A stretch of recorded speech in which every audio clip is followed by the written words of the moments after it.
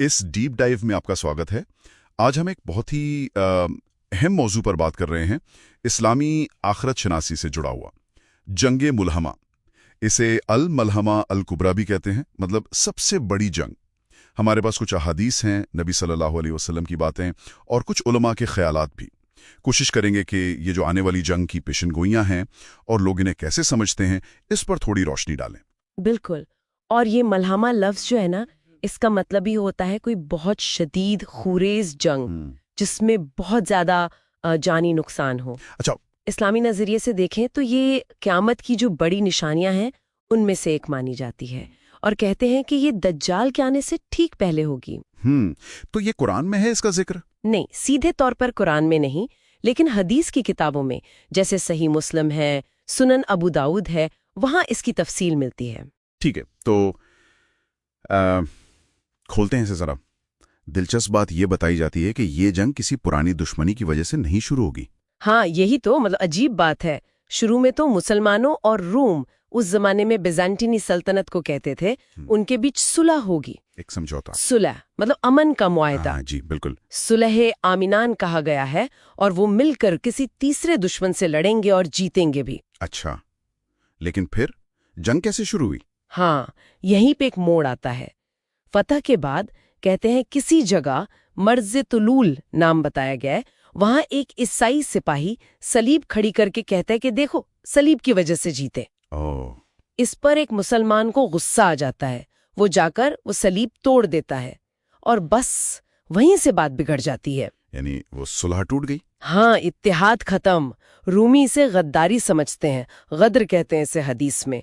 मुआहदा तोड़ देते हैं और फिर वो जंग की तैयारी में लग जाते हैं। और ये तैयारी भी कोई छोटी मोटी नहीं, सुना है बहुत बड़ी फौज जमा करते हैं वो। जी हाँ, बहुत बड़ी। हदीस में आता है कि 80 झंडों के नीचे वो जमा होंगे, और हर झंडे के नीचे 12,000 सिपाही।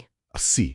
12,000 हर एक के नीचे। ये तो मतलब लगभग 10 लाख हो गए। हाँ, 9,60,000 बनते हैं, बहुत बड़ी फौज। और जंग कहाँ होगी ये भी बताया गया है? हाँ, जगह का भी जिक्र है। शाम का इलाका, यानी आज का सीरिया, वहां अल अमाक या दाबिक नाम की जगह बताई गई है। दाबिक, हाँ ये नाम तो सुना है जी।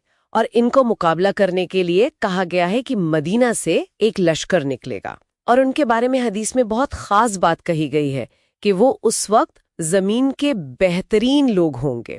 जमीन के बेहतरीन लोग? जंग कैसी होगी? मतलब जाहिर भयानक होगी इतनी बड़ी फौजों के साथ। बहुत भयानक। कहते हैं 4 दिन तक चलेगी। इतनी लाशें गिरेंगी कि परिंदा ऊपर से उड़े तो लाशों का ढेर खत्म होने से पहले थक कर गिर जाए। अल्लाह। पहले 3 दिन तो कोई फैसला नहीं होगा, बहुत भारी नुकसान होगा दोनों तरफ। फिर चौथे दिन अल्लाह मुसलमानों को फतह देगा। तो आखिरकार फतह मुसलमानों की होगी, लेकिन नुकसान बहुत होगा। बिल्कुल। और उस मुस्लिम लश्कर का भी जिक्र है कि वो 3 हिस्सों में बट जाएगा। 3 हिस्से वो कैसे? हाँ, 1/3 तो मैदान छोड़कर भाग जाएंगे। उनके लिए कहा गया है कि अल्लाह उन्हें कभी माफ नहीं करेगा। 1/3 वहीं शहीद हो जाएंगे, और उन्हें सबसे अफजल शहीद का दर्जा दिया गया है। सबसे अफजल शहीद। और जो आखिरी 1/3 बचेंगे वही फतह हासिल करेंगे, और उनके लिए ये बशारत है कि वो इसके बाद किसी आजमाइश में नहीं पड़ेंगे, और यही लोग आगे जाकर कुस्तुनतुनिया फतह करेंगे। कुस्तुनतुनिया यानी इस्तांबुल। अच्छा, यहाँ एक और बात याद आ रही है। हदीस में उस जमाने की एक कमजोरी का जिक्र है, वहन। हाँ, बिल्कुल सही नुक्ता उठाया आपने, वहन। जब सहाबा ने पूछा कि या रसूल अल्लाह, उस वक्त हम कम होंगे क्या? हाँ। तो नबी सल्लल्लाहु अलैहि वसल्लम ने फरमाया, नहीं, तुम बहुत होगे, समंदर की झांक की तरह, लेकिन तुम पर वहन तारी हो जाएगा। और वहन क्या है? नबी अल्लाह सल्लम ने खुद ही बताया, हुब्बुद दुनिया व कराहियतुल मौत, मतलब दुनिया की मोहब्बत और मौत से नफरत या मौत का डर। तो ये जंग सिर्फ तलवारों की नहीं हुई? नहीं, बिल्कुल नहीं। ये एक तरह से रूहानी सफाई का अमल है। उम्मत में जो दुनिया परस्ती आ जाएगी, जो कमजोरियां होंगी, ये जंग उन्हें झाड़ देगी। सिर्फ वो बचेंगे जो वाकई अल्लाह के लिए लड़ने वाले बेहतरीन लोग हैं। ये वहन वाली बात तो आज भी सोचने पे मजबूर करती है ना? बिल्कुल। अच्छा, तो ये मुलहमा के बाद क्या होता है? आपने कहा कुस्तुनतुनिया फतह होगी। जी, वही फातेह लश्कर आगे बढ़ेगा और कुस्तुनतुनिया फतह करेगा, और वो भी कहते हैं बिना ज्यादा लड़ाई के, तकबीर की आवाजों से। अल्लाह अकबर कहेंगे और दीवारें गिरेंगी। یا مطلب شہر فتح ہو جائے گا۔ تکبیر سے کمال ہے۔ لیکن جیسے وہ مال غنیمت تقسیم کر رہے ہوں گے، ایک جھوٹی خبر پھیلے گی کہ دجال نکل آیا ہے۔ جھوٹی خبر؟ ہاں، پہلے افواہ اڑے گی تو وہ سب کچھ چھوڑ کر واپس پلٹیں گے شام کی طرف، اور پھر کچھ وقت بعد دجال حقیقت میں ظاہر ہوگا۔ اور پھر حضرت عیسیٰ علیہ السلام؟ جی، پھر حضرت عیسیٰ علیہ السلام کا نزول ہوگا، وہ دجال کو قتل کریں گے، اور پھر آگے کے واقعات ہوں گے۔ اچھا، اس میں ایک بات اور، ملامہ اور دجال کے آنے کے بیچ کتنا وقت ہوگا؟ اس پر کچھ اختلاف ہے شاید۔ ہاں، یہ دلچسپ ہے۔ دو الگ الگ روایتیں ملتی ہیں، ایک میں 7 مہینے کا ذکر ہے، دوسری میں 7 سال کا۔ 7 مہینے کے 7 سال، کافی فرق ہے۔ جی، تو شاید اس سے یہ اشارہ ملتا ہے کہ اصل مقصد کوئی ٹائم لائن بنانا نہیں ہے، بلکہ واقعات کی ترتیب سمجھنا زیادہ اہم ہے، کہ پہلے ملحمہ، پھر قسطنطنیہ کی فتح، پھر دجال، اور یہ کہ ہمیں ہر وقت تیار رہنا ہے ایمان اور عمل کے لحاظ سے۔ تاریخی اللہ ہی بہتر جانتا ہے۔ لیکن آج کے دور میں سب سے زیادہ بحث شاید اسی پر ہوتی ہے کہ روم آخر ہیں کون؟ ہاں، یہ $1 ملین سوال ہے۔ ایک طرح سے کلاسیکی طور پر تو ظاہر ہے بازنطینی سلطنت، ایسٹرن رومن ایمپائر۔ لیکن وہ تو اب رہی نہیں۔ بالکل، تو آج کے علماء اور مفکرین کی الگ الگ رائے ہیں۔ کچھ اسے مغربی دنیا سے جوڑتے ہیں، یورپ، امریکہ، ناٹو وغیرہ۔ اچھا۔ کچھ کا خیال ہے کہ یہ روس ہو سکتا ہے، کیونکہ وہ آرتھوڈاکس عیسائی روایت کا وارث ہے، مطلب ایک طرح سے مشرقی روم کا۔ روس، یہ بھی ایک نظریہ ہے۔ اور کچھ لوگ وہ 80 جھنڈوں والی حدیث پر فوکس کرتے ہیں۔ وہ کہتے ہیں کہ شاید یہ کوئی مستقبل کا بہت بڑا ملٹی نیشنل الائنس یا اتحاد ہوگا، ضروری نہیں کہ آج کا کوئی ایک ملک یا بلاک ہو۔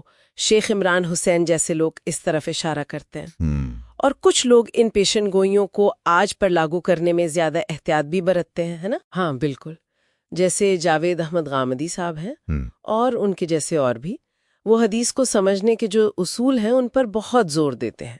وہ کہتے ہیں کہ یہ غیب کی خبریں ہیں، اور خاص طور پر جو خبریں واحد ہوتی ہیں ان سے کوئی یقینی عقیدہ نہیں بنایا جا سکتا۔ انہیں آج کے سیاسی حالات پر سیدھے سیدھے فٹ کرنا، اس میں غلطی کا امکان ہے۔ وہ زیادہ احتیاط کی تلقین کرتے ہیں، یعنی لٹرل انٹرپریٹیشن سے بچنا چاہیے۔ ہاں، یا کم سے کم بہت احتیاط سے کام لینا چاہیے۔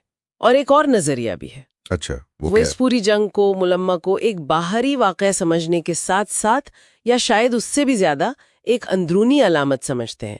جہاد اکبر، یعنی اپنے نفس کے خلاف جو جنگ ہے، یہ اس کی طرف اشارہ ہو سکتا ہے۔ اندرونی جنگ نفس کے خلاف، دلچسپ۔ جی، تو ان ساری باتوں کا، ان سارے پیشن گوئیوں کا خلاصہ کیا ہے؟ مطلب ہمیں کیا لینا چاہیے اس سے؟ دیکھیے، میرے خیال میں سب سے اہم بات یہ ہے کہ یہ پیشن گوئیاں کوئی کیلنڈر یا بھوشیہ کا نقشہ بتانے کے لیے نہیں ہے۔ یہ اصل میں ایک روحانی تنبیہ ہے، ایک وارننگ۔ کس چیز کی وارننگ؟ اسی وہن کی بیماری سے بچنے کی، کہ دنیا سے دل مت لگاؤ حد سے زیادہ، موت کو یاد رکھو، آخرت کی فکر کرو، اور ہمیشہ تیار رہو، روحانی طور پر بھی، اخلاقی طور پر بھی۔ تو اصل مقصد ان بہترین لوگوں جیسا بننا ہے؟ ہاں بالکل، جن کا ذکر حدیث میں ہے کہ یا تو وہ شہادت پائیں گے سب سے افضل، یا فتح حاصل کریں گے اور پھر کسی آزمائش میں نہیں پڑیں گے۔ مطلب کردار کی پختگی، ایمان کی مضبوطی، وہ اصل تیاری ہے، اٹکلیں لگانا نہیں۔ اور ایک سوال شاید ہم سب کے سوچنے کے لیے چھوڑ سکتے ہیں کہ آنے والی باہری جنگوں کی فکر اور تیاری زیادہ ضروری ہے، یا اس اندرونی دشمن، اس وہن پر قابو پانا جسے حدیث میں امت کی کمزوری کی اصل جڑ بتایا گیا؟